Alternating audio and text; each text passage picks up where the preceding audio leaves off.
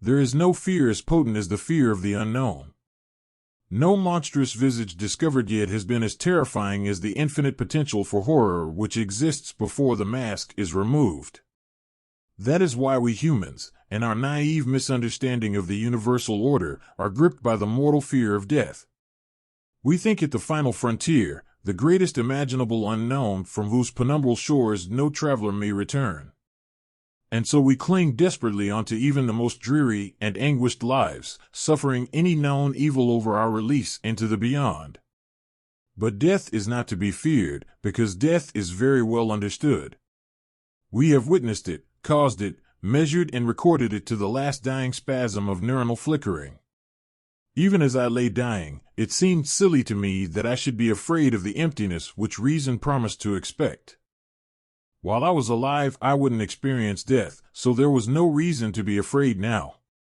When I was dead, I wouldn't be capable of experiencing anything, so fear still had no cause.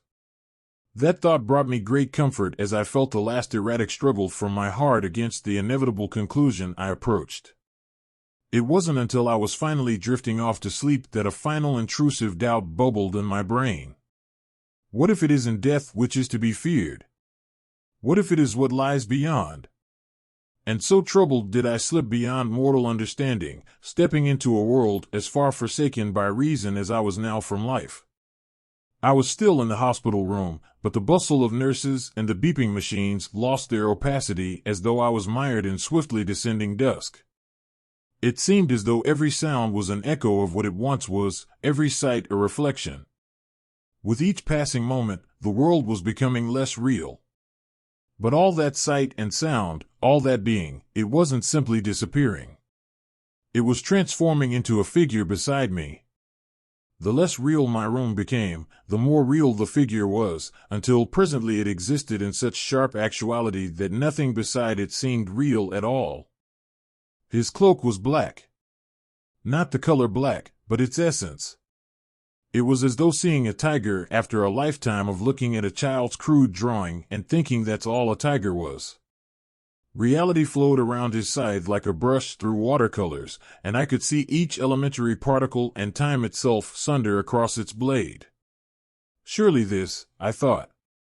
This is why we were taught without words to fear death. I clutched at my hospital blanket to cower from the intensity of the Reaper's presence, but the once soft cotton now flowed like translucent mist through my hands. I knew in that moment that nothing could hide me from the specter's grasp, for he was the only real thing in this world. "You're late." They weren't words.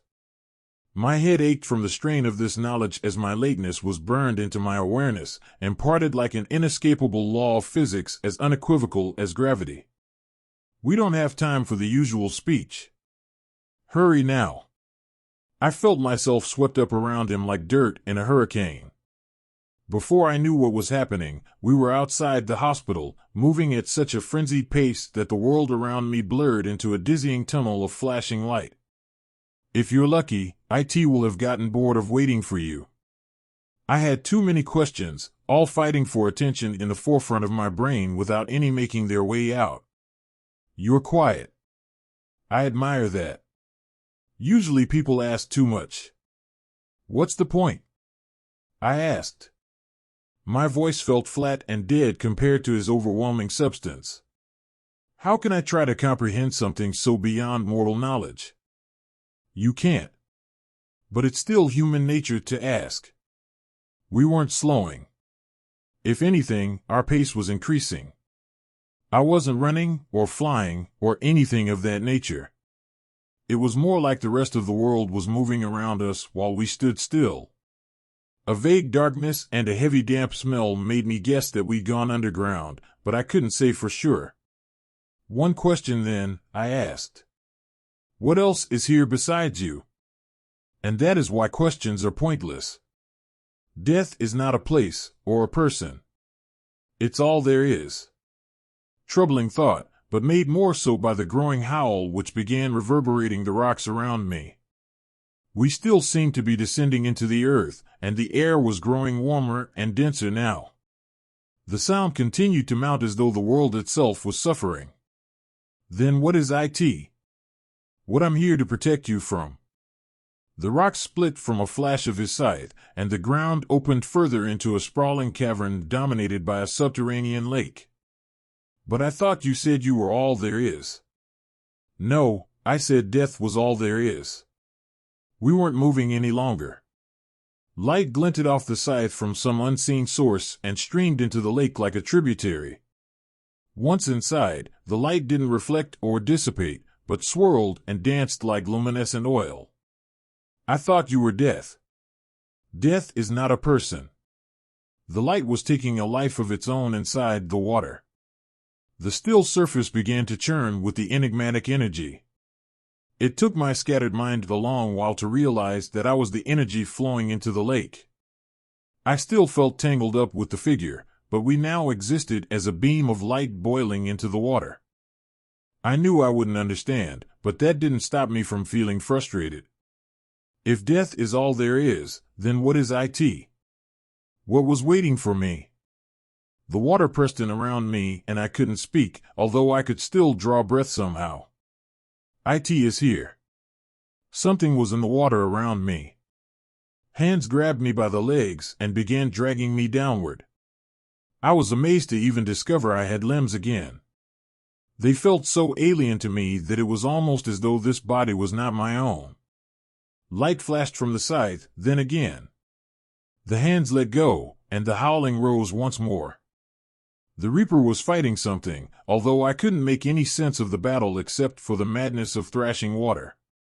The howling earth reached its crescendo, and the screams made the water around me convulse and contract like living fluid. Had the Reaper cut it? Was I safe? I began to explore my new body in the water, but just when I thought I was beginning to gain control, the hands clutched me once more. I lurched downward, struggling in vain against their implacable grip. What is here? I tried to shout against the suffocating liquid. What is happening? But I couldn't sense the Reaper's presence any longer. The heat was unbearable, but the cold depths the hands were dragging me toward was even worse. I became aware of a blinding light at the bottom of the lake, and though I struggled, the hands dragged me inexorably onward. I'm sorry. I couldn't fight IT off. It seemed to be coming from so far away now.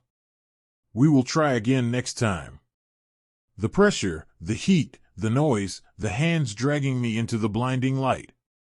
I closed my eyes and screamed. I was free from the water now, but I just kept screaming.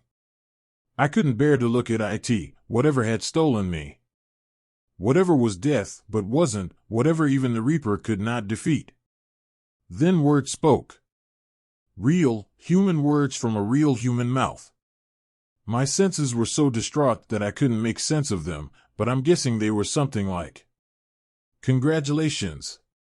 He's a healthy baby boy. Most people can't remember the day they die, or the day they were born. I happen to remember both, and I know that they are the same.